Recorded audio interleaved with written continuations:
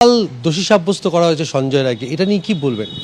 দোষী সাব্যস্ত করা হয়েছে এবং জর্জের কাছে আমরা যে সমস্ত আর্গুমেন্ট করেছিলাম সেগুলোরও একটা ক্লারিফিকেশান জজ দিয়েছেন এবং সেটা আমরা আগামীকাল তথ্যটা জানতে পারবো। উনি বলেছেন গতকালই রায় দেওয়ার সময় বলেছেন যে আপনারা যে সমস্ত আর্গুমেন্ট করেছিলেন তার একটা প্রতিফলন আপনারা রায়ের কপিতে দেখতে পাবেন।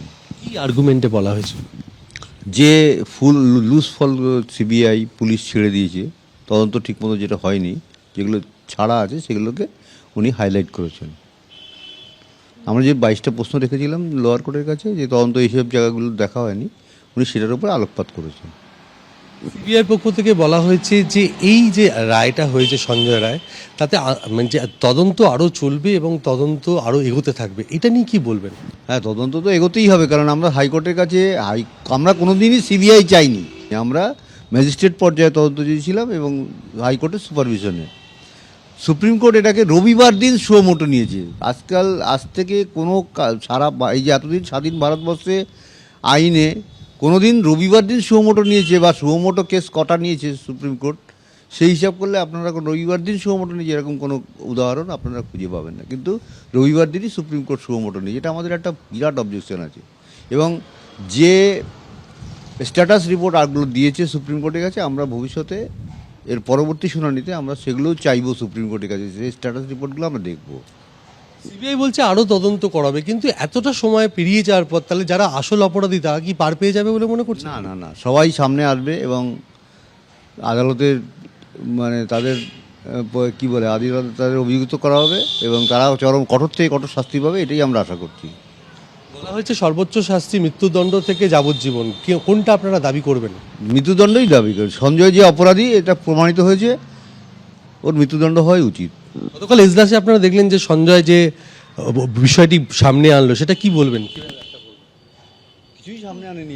ও না, ও বলেছে ওর গলায় যে রুদ্রাক্ষের মালাটা ছিল, ও যদি সেখানে যেত তো ছিঁড়ে যেত। এটা একটা নিছক কথা, কিন্তু ও এখনও মুখ খুলছে না যে কে ওকে পাঠালো, কি করে ও জানলো আমার মেয়ে ওখানে ঘুমাচ্ছে, কার ইনস্ট্রাকশনে ও গেল, ওর মোটিভটা কী ছিল, কিছুই ও বলছে না।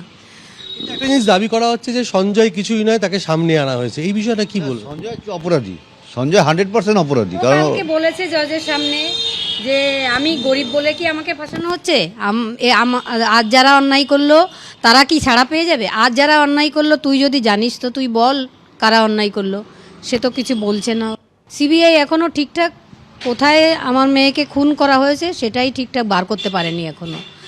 ওরা যে মানে হসপিটাল কর্তৃপক্ষ যে মিথ্যে কথা বলছে এবং 4 জন যে আমার মেয়ের সঙ্গে রাত্রে ছিল ডিউটিরত, তারাও যে মিথ্যে কথা বলছে, তার সব থেকে বড় প্রমাণ হচ্ছে ওরা যে 9:30 বলছে, সেই 9:30 ওরা দেখেছে এটাই মিথ্যে। কারণ 8:30টার সময় নিউজ চ্যানেল বা মিডিয়া জানতে পেরে গেছে যে আরজি করে একটা দুর্ঘটনা ঘটেছে। সেটা যে খুন, ধর্ষণ বা আত্মহত্যা সেটা তারা জানতো না, কিন্তু এই ঘটনা শুনেছিল। কিন্তু ওরা বলছে 9:30 দেহ দেখেছে। এটা সবাই ওরা মিথ্যে বলছে। কেন মিথ্যে সাজিয়ে গুছিয়ে বলছে? সুমিত রায় তপাদার যে আমার মেয়ে, ওরা জড়িত বলেই মিথ্যা কথা বলছে। কারা কারা জড়িত? এই 4 জন যে আমার মেয়ের সঙ্গে ছিল, পোস্টমর্টম রিপোর্টে দেওয়া হয়েছে সকাল 6টা থেকে রাত্রি 12টার মধ্যে মারা গেছে। এবার রাত্রি 12টা থেকে সকাল 6টা পর্যন্ত যারা আমার মেয়ের সঙ্গে ছিল তাদের তো সবচেয়ে বেশি আগে ইন্টারোগেট করা দরকার ছিল। সেটা কীভাবে ইন্টারোগেট করেছে সেটা তো সিবিআই জানে। কলকাতা পুলিশের পর তো সিবিআই অনেক সময় পেয়েছে, আপনাদের বাড়িতেও দফায় দফায় এসেছেন, তখন তো আপনারা বারবারই কথা বলেছেন, তাহলে কি সিবিআই তদন্ত ঠিকমতো করেন? সিবিআই কেন, পুলিশও করেনি। আমার মেয়ে একটা হসপিটালে একটা ঘেরাটোপের জায়গায়, আর সে কর্তব্যরত একটা ডক্টর, তার সঙ্গে আরও যার জুনিয়র ডক্টর ছিল, ইন্টার্ন ছিল, হাউস স্টাফ ছিল, তারা অন্যান্য গ্রুপ ডি ছিল, নার্স ছিল, কেউ কিছু জানতে পারলো না। সঞ্জয় বাইরে থেকে এসে একটা ঘটনা ঘটিয়ে গেল, তার মানে তারা মদত দিয়েছে বলেই সঞ্জয় বাইরে থেকে ভেতরে আসতে পেরেছে। এবং আমার মেয়ের যে ভিপি, সে কি আসল আমার মেয়ে মৃত না জীবিত সেটাও ওই মোবাইলের টর্চের আলো দিয়ে দেখেছে। যে কোনো জায়গায় পেশেন্ট পেলে নিয়ম হচ্ছে ডাক্তার ভালো করে পরীক্ষা করবে সে জীবিত আছে না মৃত আছে, কিন্তু সেটাও করা হয়নি এবং সেটা অনেক পরে করা হয়েছে। সেটা তো এটা আমাদের আশ্চর্যের বিষয়।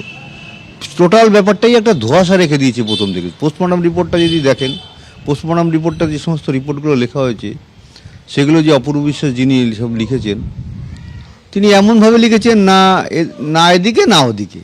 উনি একটা চেস্ট মেডিসিন ফরেন্সিক মেডিসিনের একজন বিশাল বড় পোস্টমর্টমের ডাক্তার, কিন্তু উনি এরকম রিপোর্ট কী করে করলেন? ওনাকেও তো হেফাজতে নেওয়া উচিত সিবিআই। এই সূত্র ধরে বলি, সঞ্জয় রায়কে দোষী সাব্যস্ত করা হয়েছে, কিন্তু তথ্য প্রমাণ লোপাটে তো একাধিক অভিযুক্ত রয়েছে, তাদেরকে তো সামনে আনা যেত। অবশ্যই যেত। আমরা সিবিআই আনতে বাধ্য হবে, আমরা সেরকম ভাবে আমরা প্রথমে যখন মানে আমাদের বাড়িতে একটা ফোন এলো, তিনি নাকি হসপিটালের অ্যাসিস্ট্যান্ট সুপার, তাকেও তো সাক্ষী রাখা হয়নি। ওনাকে কে ইনস্ট্রাকশন দিল যে এরকম একটা বডি দেখার পরে বাড়িতে সুইসাইড করেছে বলতে? তারপরে দেখলাম বিনীত গোয়েল ছিলেন ওখানে, এসিপি হোমিসাইড শাখার, তারা আমরা ভাবলাম তদন্ত করছে, তারা তো তথ্য প্রমাণ লোপাটের সঙ্গে জড়িত। তাদের কে ইনস্ট্রাকশন দিল যে ওখানে গিয়ে তথ্য লোপাট করো? এবং তারা মানে প্রেজেন্সিতেই আমার মেয়ের দেহের কোনো করিডর করা হলো না, এবং ঠিক করছে ভিড়, এগুলো যে অপরাধ, এগুলোতে তো তাদেরও সাজা হওয়া উচিত। তাহলে বলছেন একাধিক অপরাধী রয়েছে। একাধিক অপরাধী। প্রথমে আমার মেয়েকে যদি 5-7 জন মিলে মারে, এবং সেই প্রথম থেকে শেষ পর্যন্ত একদম তাকে চুল্লিতে ঢোকানো পর্যন্ত যতজন দোষী আছে সবাইকে ধরলে অন্তত 50 জন অ্যারেস্ট হবে। কলেজের যে প্রিন্সিপাল ছিলেন তখন মানে সন্দীপ ঘোষ, তিনি আমাদের সঙ্গে কথা বলার প্রয়োজন মনে করলেন না, কিন্তু আমাদের এখানে লোকাল এমএলএ, লোকাল কমিশনার, তাদের সঙ্গে তাদের নিজের ঘরে ডেকে জুবিলি বিল্ডিংয়ে 1.5 ঘন্টা মিটিং করলেন। কি মিটিং করলেন তাদের সঙ্গে? অথচ আমাদের ডেকে নিয়ে যাওয়া হচ্ছিল তার ঘরে, ধরে জোর করে নেওয়া হচ্ছিল, আমাদের সঙ্গে কথা বলবেন, আমরা যাইনি। তখন একটা সাদা কাগজে সাইন করেই নেওয়া হচ্ছিল যে এটাতে সাইন করে দেন, স্যার যা লেখা লিখে নেবেন। তখন আমার বাড়ির লোক ওটা ছিঁড়ে ফেলে দেয়, এবং সারি পার্সন যে ছেলেটা, সে পুরো নিজে স্বীকার করেছে যে সে সন্দীপ ঘোষের ইনস্ট্রাকশনে আমাদের পাহারা দিচ্ছিল। এগুলো কেন হয়েছিল হসপিটালে? হসপিটাল কর্তৃপক্ষ একটা কর্তব্যরত ডাক্তার মারা গেছে, সেখানে সে তা কি মনে করলো তারা যে আত্মহত্যা বলে চালিয়ে দেবে? সেটাই আমরা বারবার সিবিআইকে প্রশ্ন করেছি, এবং মৌতিশা গড়াই বলে একটি মেয়ে, তার কথাও আমরা বারবার সিবিআইকে বলেছি, কিন্তু সিবিআই কোনো এদের জিজ্ঞাসাবাদই করেনি। তার কোনো জিজ্ঞাসাবাদ যে করেছে তার কোনো প্রতিফলন তো চাষিটি নেই। কিন্তু আমরা যেদিন থেকে জানতে পেরেছি সারি হাসানের ব্যাপারটা এবং মৌতিশা গড়াইয়ের ব্যাপারটা, আমরা সবসময় কিন্তু সিবিআইকে রিপোর্ট করেছি, কিন্তু সিবিআই কোনো পদক্ষেপ নেয়নি। তদন্ত কিছু তো হয়েছে, এখনো সুযোগ আছে। নষ্ট তো হয়েছে, যেখানে এরকম একটা ক্রাইম ঘটেছে, প্রত্যক্ষদর্শী নেই, সেখানে স্বাস্থ্য সচিব কি নারায়ণ স্বরূপ নিগম, উনি নিজে সাইন করে ওনার অর্ডারে সেমিনার হলের পাশের দেওয়ালটা কিভাবে ভাঙা হলো, ওখানে ওটা তো তথ্য প্রমাণ লোপাটি হলো। তার মানে উনিও জড়িত এই ঘটনার সঙ্গে। এই যে সঞ্জয় বারবার বলছে আমি নির্দোষ, তাহলে আপনারা কি চাইছেন সঞ্জয় বলুক আসল দোষী কি? হ্যাঁ, অবশ্যই বলুক, এবং আসল দোষীরা ধরা পড়ুক। সঞ্জয়ও দোষী, ওরও সাজা হোক, কিন্তু বাকি দোষীরাও বেরিয়ে আসুক। আমি দেশের মানুষকে এবং সাধারণ মানুষকে, জুনিয়র ডক্টর, সিনিয়র ডক্টর বা সাধারণ মানুষ দেশে বিদেশে সবাই যারা আমার মেয়েকে ঘরের মেয়ে মনে করেছিলেন, তাদের বলবো এই রায়ে কোনো হতাশও হবেন না, আনন্দও হবেন না। আনন্দ আমরা কোনোদিনই হব না, কারণ আমার মেয়েটা আর কোনোদিনই ফিরবে না, তার স্বপ্নও আর কোনো পূরণ হবে না। তবে হতাশ হবেন না, কারণ লড়াই আরও অনেক বাকি। আমাদের কোর্টের লড়াইও জারি থাকবে, রাস্তার লড়াইও জারি থাকবে। আপনারা আমাদের সঙ্গে সহযোগিতা করবেন, এতদিন যেভাবে সহযোগিতা করবেন। সিবিআই বলছে যে তদন্ত এখনো শেষ হয়ে যায়নি, কিন্তু এই গোড়ার তদন্তই সিবিআই ঠিকমতো করলো না, পরবর্তীতে করবে, অবশ্যই করবে। আমরা যে ধরনের পিটিশন করেছি, যে কোশ্চেনগুলো রয়েছে, তার অ্যান্সারগুলো সিবিআইকে দিতেই হবে, এবং কোর্টের মাধ্যমেই আমরা নেব। আমরা সরাসরি আর সিবিআইয়ের সঙ্গে কোনো কথা এখন আমাদের সঙ্গে কথা বলে না, ফোন ধরে না। আমরা কোর্টে যখন দেখা হয় তখন, কালকে তো সীমা পাহুজার ওখানে প্রেজেন্ট থাকার কথা ছিল, উনি তো তদন্তকারী অফিসার, উনি তো প্রেজেন্ট ছিলেন না সেখানে, একদম ছিলেন না। তাহলে কি ওনাদের গাফিলতি? অবশ্যই গাফিলতি, এটাই তো এটাও তো এর আগে একদিন তো কোর্টে দেখা গেছে যে ওনাদের প্রেজেন্সিতে যখন বলছে তাহলে কি আমরা আসামিদের ছেড়ে দেব, ওনারা এখনো প্রেজেন্ট নেই, এটাও তো আমরা শুনেছি। বড় সত্যকে চাপা দেওয়ার জন্য অবশ্যই বড় প্রভাবশালী হয়তো আছে, আমরা জানি না, সেটা খোঁজার চেষ্টা করছি।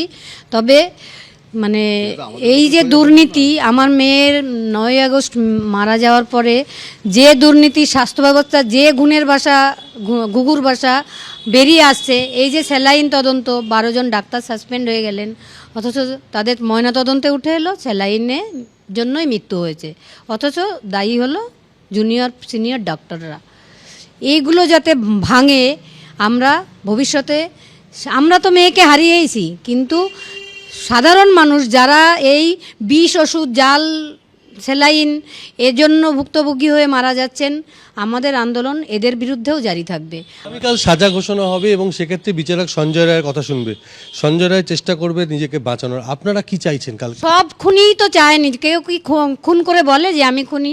সবাই চায়, ও সেই রকম চাইবে, কিন্তু ও যদি সত্যি কথা বলে, হয়তো জোর হয়তো কিছুটা হয়তো ওর সাজা মকুব করবেন।